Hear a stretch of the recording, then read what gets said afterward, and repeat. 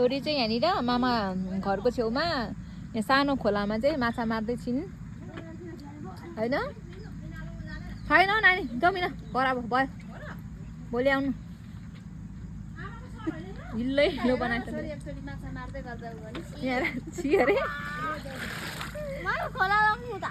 जान्छ त्यो कत्रो खोलामा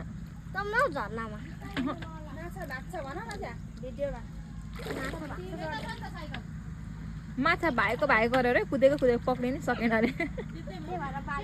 बाल्टी ल्याएको बाल्टी पनि हुँदैन नि माछा मारेको हेर्नु माछा त कुदिहाल्दो रहेछ क्या कस्तो जम सानो हजुर काम गरेको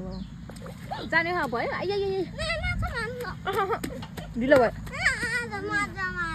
के को माछा जाने घर जाँदिन एक्लै बस्छु